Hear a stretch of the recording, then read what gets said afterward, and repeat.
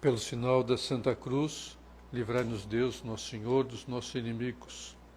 Em nome do Pai, do Filho e do Espírito Santo. Amém. Meu Senhor e meu Deus, creio firmemente que estás aqui, que me vês, que me ouves. Adoro-te com profunda reverência. Peço-te perdão dos meus pecados e graça para fazer com fruto este tempo de oração.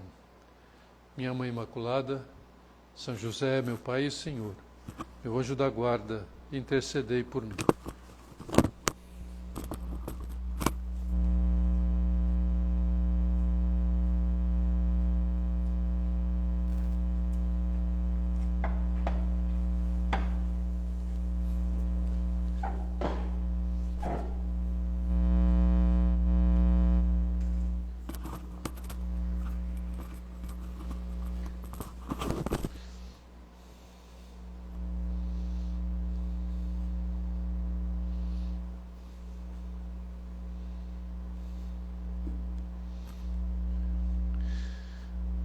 Hoje a nossa meditação irá tratar de um tema essencial, o trabalho.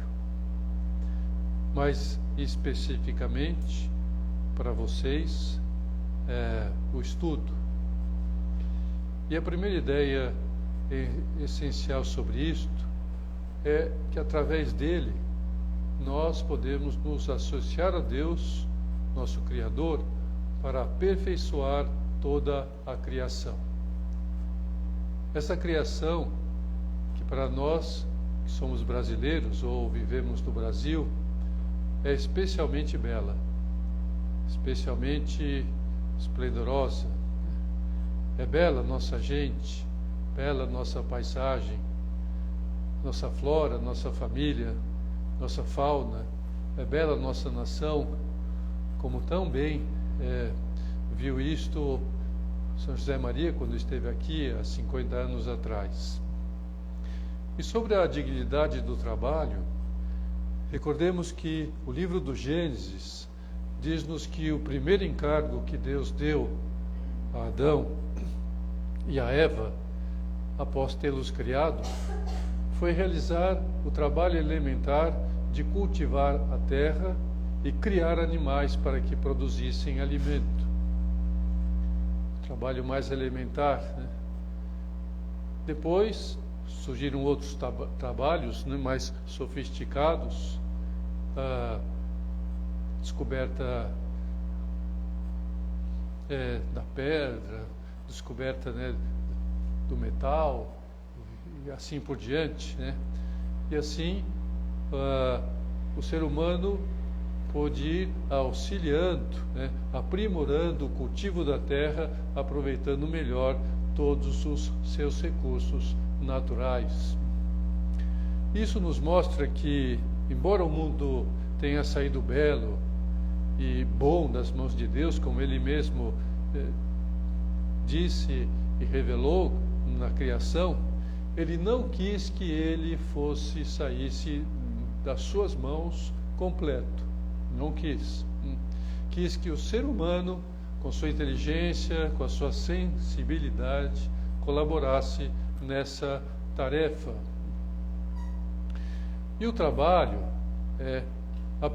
aperfeiçoa principalmente a própria pessoa que trabalha.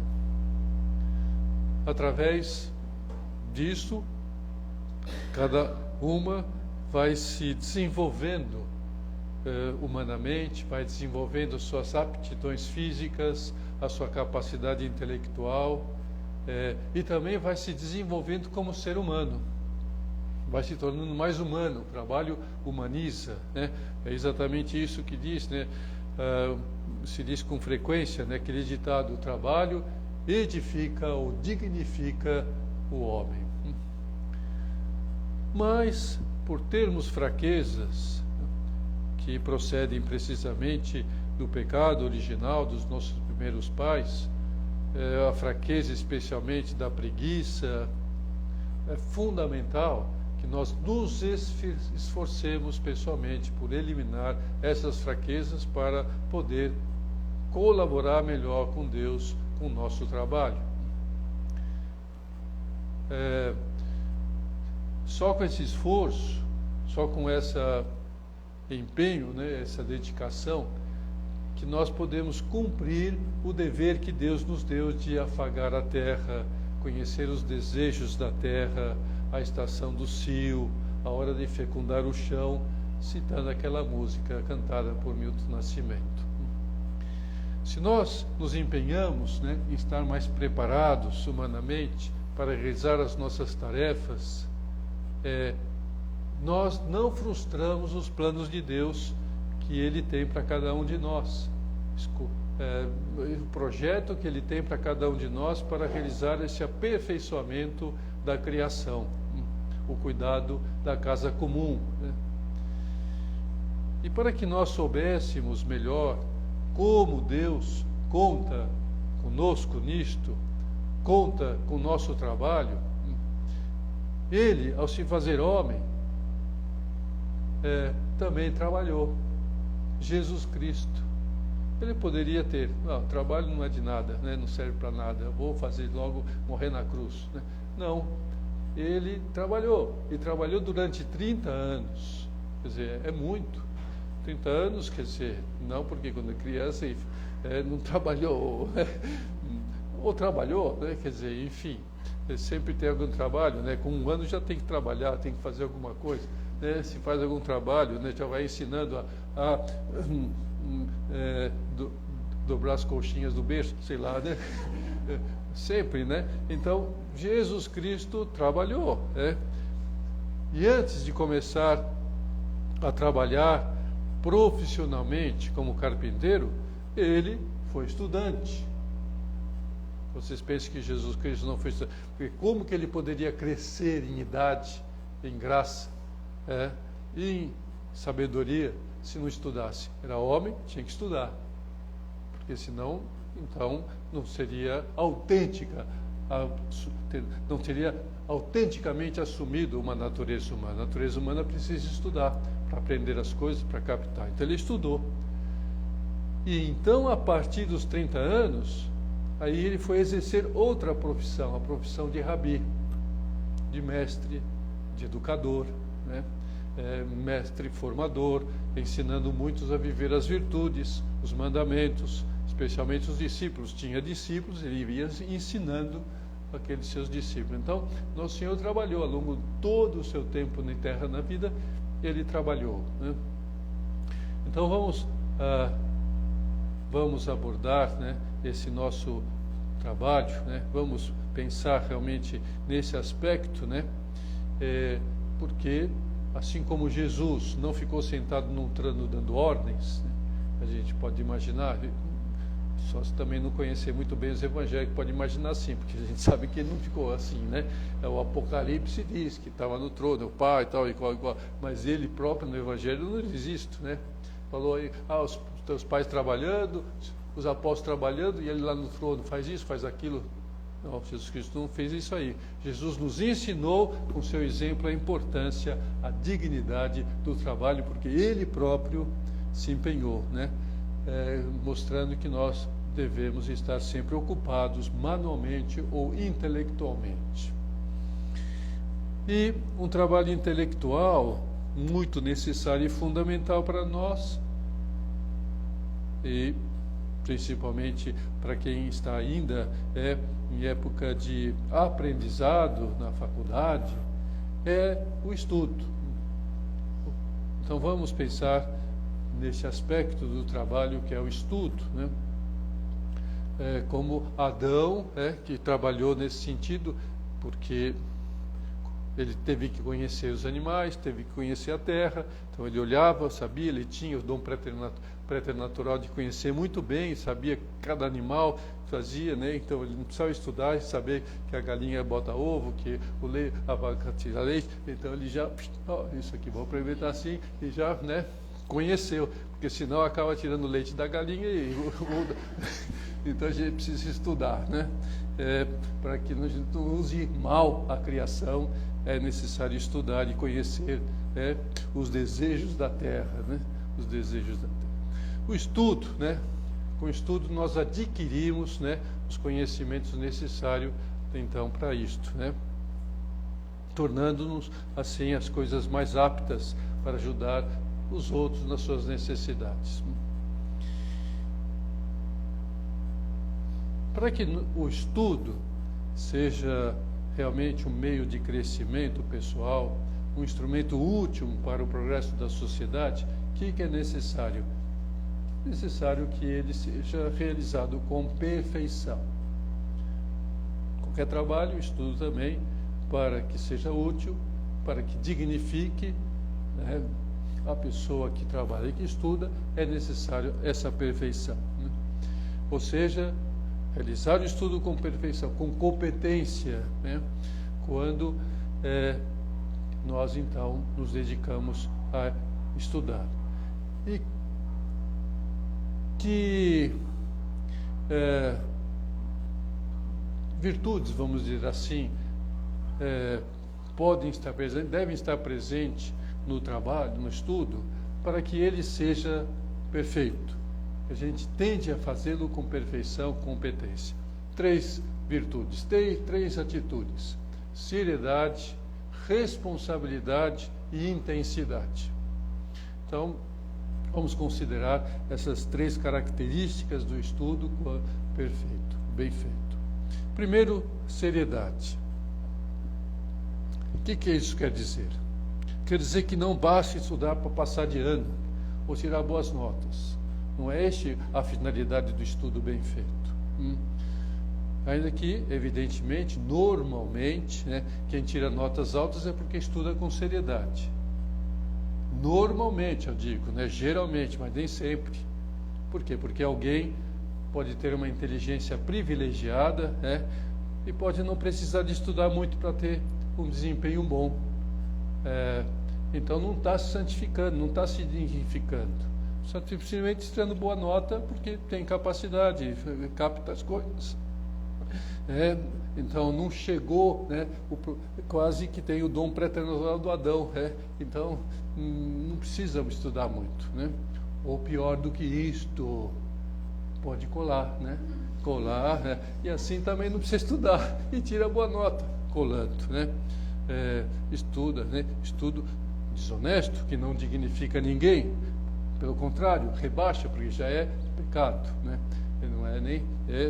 bom, o outro também é negligência, de não ter que estudar e, né, fazendo outras coisas e não se dedicar ao esforço de aprimorar a sua inteligência, a sua capacidade. Senão, como aquele garoto da piada, né? Alguém lhe perguntou, quantos irmãos você tem? E ele respondeu, 8. Todos são vivos? Não, um estuda, né? Esse não é vivo, né? Não. Então, para levar o estudo a sério, né, é necessário aprender as matérias. Aprender, né? Captar, adquirir conhecimento. É claro que isso exige o estudo, de acordo com as condições de cada uma, de estudar muitas horas ao dia, para poder, então, captar, rachar a cabeça, para assimilar os conceitos. É bom essa expressão, rachar o cabelo, tem que abrir a cabeça para entrar, né? Os conceitos, racha a cabeça. Então, rachar é estudar mesmo, esforço para isto, né? Repetindo muitos os exercícios, não basta fazer o exercício, pronto, fiz, né, uma lista de exercícios, fez a lista de exercícios, entrega a lista de exercícios, mas captou, soube fazer ou simplesmente copiou, pode copiar a outra que fez, então me dá aqui, eu tenho que entregar, não, faz os exercícios, repete, como é que faz isso aqui, né, ir até o fim das matérias, dos conceitos, dos livros, né? Tirar as dúvidas que tenha, abrir os livros várias vezes, isso, enfim, é necessário e isso é seriedade, né? Também não é bom contentar-se com demonstrações superficiais, senão sai da faculdade como entrou. Sai da faculdade como entrou porque, né, não captou, não sabe demonstrar, não sabe explicar, não sabe como que é, vai copiar, né? Levar o estudo a sério. para poder ser uma boa profissional, passar em qualquer concurso, ser admitido em qualquer empresa, resolver qualquer problema na sua área de especialização. Vai estar pronta, apta para ser uma pesquisadora, uma professora, para ensinar também. Bom, depois da seriedade, outra característica do estudo realizado com perfeição humana é a responsabilidade. Então, qual é a diferença, a gente podia considerar, entre a estudante responsável e a irresponsável? Então, a responsável estuda o que deve ser estudado, ou seja, o mais importante, aquilo que realmente está sendo apresentado para que ela estude. E a irresponsável é que ela tende a estudar só aquilo que ela gosta, ela gasta muito tempo e mais tempo naquele estudo que ela gosta, que ela, o imprescindível, o suficiente para ter aquela nota, estuda as matérias mais fáceis, mais agradáveis. Então pensa que está estudando, que está aproveitando o tempo, que está se aperfeiçoando, e não está, porque o seu estudo não é responsável. Você quer ser uma estudante responsável? Então precisa ter horas de estudos bem planejadas. O que eu vou estudar, como eu vou estudar, a hora, cada matéria, organizar, vai surgindo as matérias, o que eu preciso, quando é a prova, quando que é os trabalhos. Então, organização, ao longo da semana. Tentar não faltar às aulas por motivos banais, por motivos frívolos, Padre, o que seria motivos banais, bom, uma pequena dor de cabeça é um motivo banal. Porque muitas vezes a pessoa não vai na aula porque está mas vai na balada. Então, como que é isso? Vai na balada com essa pequena dor de cabeça e não vai na aula?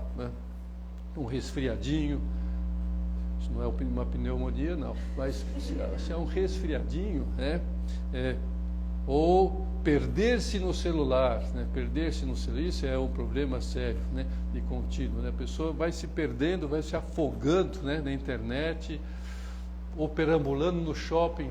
Tem que comprar alguma coisa no shopping? Vai então para aquela loja, não fica perambulando, vamos ver o que tem aqui, ou aqui, olha essa loja, aquela outra, vai no segundo, terceiro andar, aí depois a praça de alimentação, e fica lá, e comendo de tudo. Não, vai ter o seu planejamento, gastando muito tempo nas redes sociais ou com músicas. Tudo isso, então, são atitudes que demonstram irresponsabilidade numa pessoa que está estudando e que precisa, então, ter horas sérias, responsáveis de estudo. Porque, senão, vai ter dificuldades para ser uma boa profissional responsável.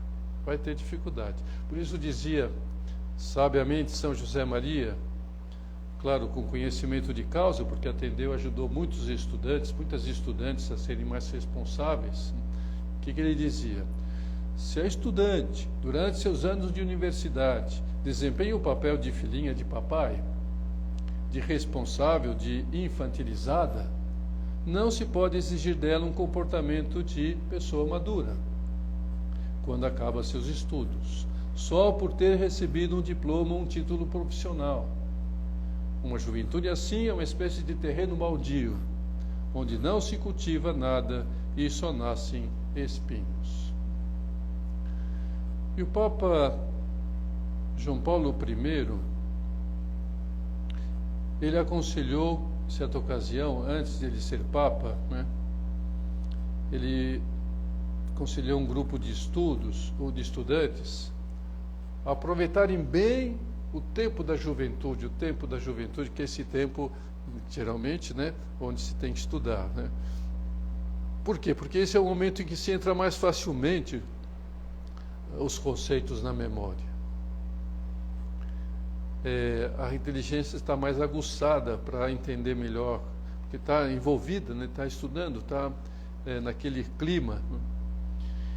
Então, ele contou a esses estudantes que o general Wellington, depois de vencer Napoleão na Batalha de Waterloo, ele foi à academia militar onde ele tinha se formado, onde ele era cadete.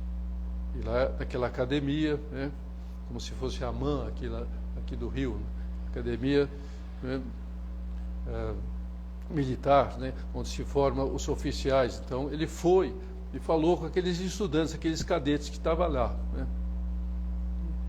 E ele disse àqueles alunos que ele tinha ganhado a Batalha de Waterloo lá na academia. Bom, quando ele era cadete, ele não estava na guerra. Depois que ele foi... Por quê? Porque na academia ele aprendeu a guerrear, né? Ele aprendeu como é que, né, tem que fazer. Ele foi general, então na batalha ele soube vencer o Napoleão, porque tinha estudado como tem que ser um general numa batalha. Então, e o Papa continuou dizendo, né, que eles teriam também que enfrentar batalhas na vida, aos 30, aos 40, aos 50 anos, e que se quisessem vencê-las, teriam que começar naquele momento, preparando-se bem, sendo constantes e responsáveis nos estudos e nas aulas. E, finalmente, a última característica importante para que o estudo seja realizado com perfeição, qual é que é? Vocês lembram? Eu disse, mas talvez vocês esqueceram. É a intensidade.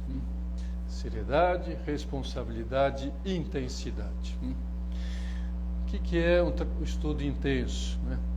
É estudar várias horas por dia, constantemente. Tem aquelas horas de estudo que foram planejadas com responsabilidade, agora por intensidade naquelas horas. São 2 horas, não arreda a pé do estudo naquelas 2 horas. Que hora for, 1 hora, mas é aquela hora que tem que estudar para valer, né? Porque tem pessoas que parece que tem o bicho carpinteiro no corpo. Eles não param quieta, né, durante o estudo, né? O que é o bicho carpinteiro, né? É aquele bicho que fica roendo a madeira sem parar, né? Uma espécie de isso. Por quê? Porque não para quieta quando está estudando. Então é um bicho carpinteiro, né? Está roendo alguma coisa, né? Levanta para beber água, e para dar um telefonema, e para ver uma mensagem, e para enviar uma mensagem, e para dar comida para os peixes, ou se afogando na internet. Então é uma coisa que não tem controle. Tem que ter controle, tem que ter firmeza, fortaleza para viver com intensidade.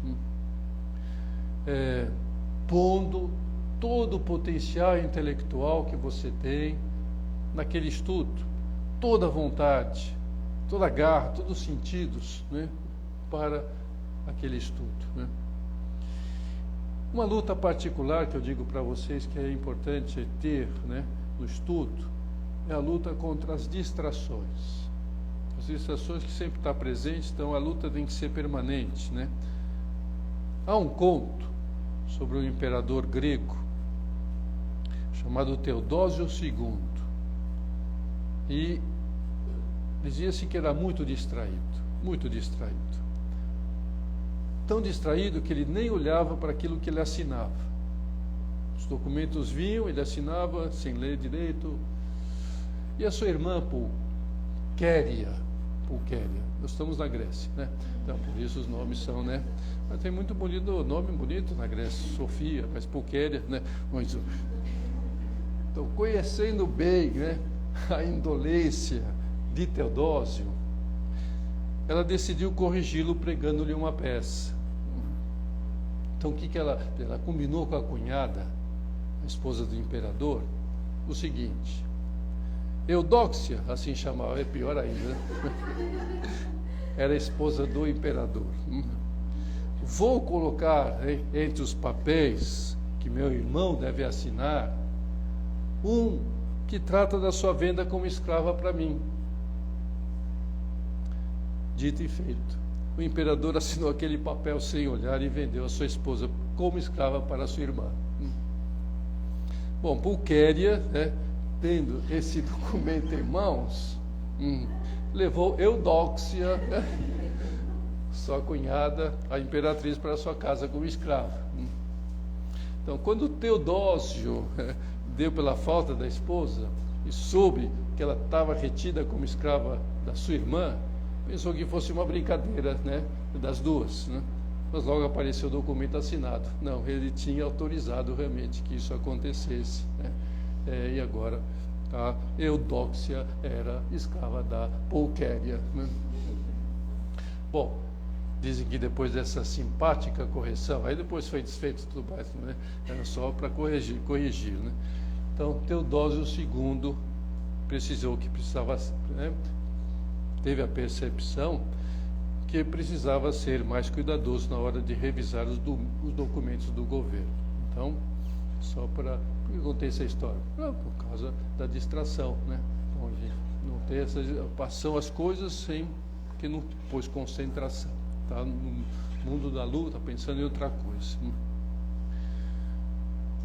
Quais algumas maneiras pelas quais, práticas, que você pode combater as distrações do estudo? Por exemplo, são exemplos, hein? Eu não digo que tem que ser assim, porque a dinâmica da vida é muito além dos conselhos, né? Mas na sala de estudo, vai na sala de estudo, tenta não sentar de frente para a porta, ou perto da porta, porque é muito fácil ficar olhando quem entrou, quem saiu, quem entrou, quem saiu, né?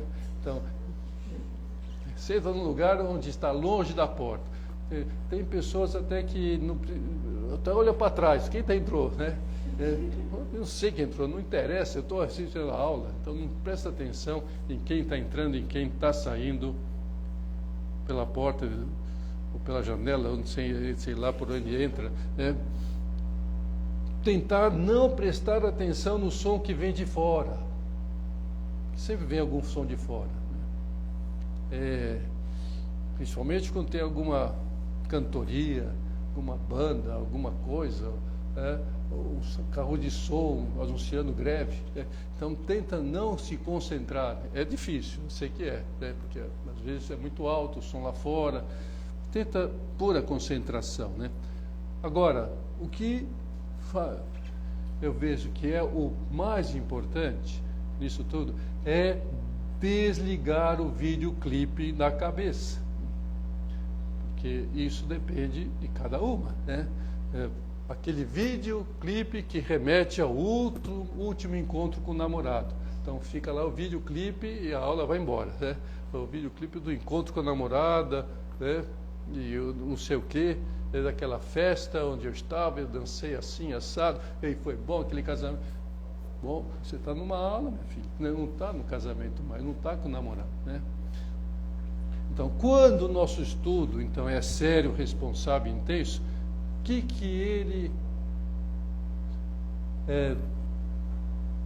no que ele se transforma? Aqui nós já entramos no campo da fé. Tudo antes era humano, dignifica humanamente, mas a partir de então, quando nós temos fé, ele se transforma num momento de oração, como São José Maria nos ensinava. O estudo bem feito, sério, responsável, intenso, é um momento de oração. Claro que para isso é necessário oferecê-lo para Deus, para a glória de Deus, momento de oração. Tudo na vida pode ser uma forma de oração. Vinícius de Moraes diz que até o samba é uma forma de oração, no samba da bênção, né? Claro, desde que o samba seja feito com seriedade, responsabilidade e intensidade, né? Em tudo, né? Quando se faz assim, é uma forma de oração. Bom, a própria missa, né?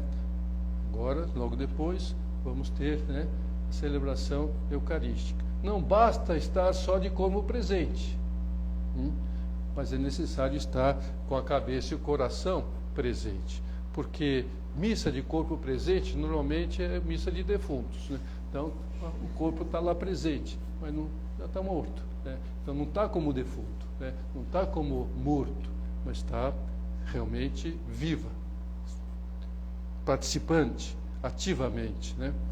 E não com a cabeça no churrasco que vai ter logo depois, ou no encontro com o Ludovico, né? Então, vamos olhar então para o exemplo de Nossa Senhora, a ela que nós invocamos como sede da sabedoria. Olhemos também para São José, carpinteiro competente, pai de Jesus, que ensinou Nosso Senhor a ser um bom carpinteiro, porque eles faziam tudo na presença de Deus, tudo para a glória de Deus, tudo para Jesus Cristo. Então, que eles, nas suas vidas, ensinem também a que imitemos a Jesus, levando o estudo a sério, responsavelmente e intensamente, oferecendo a Deus para que seja, então, diariamente uma forma de oração e de aperfeiçoamento não só científico, mas também humano e espiritual.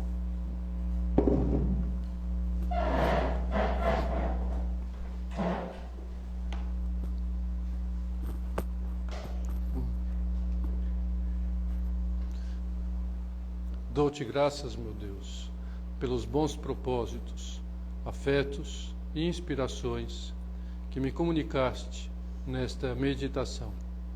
Peço-te ajuda para os pôr em prática. Minha Mãe Imaculada, São José, meu Pai e Senhor, meu anjo da guarda, intercedei por mim.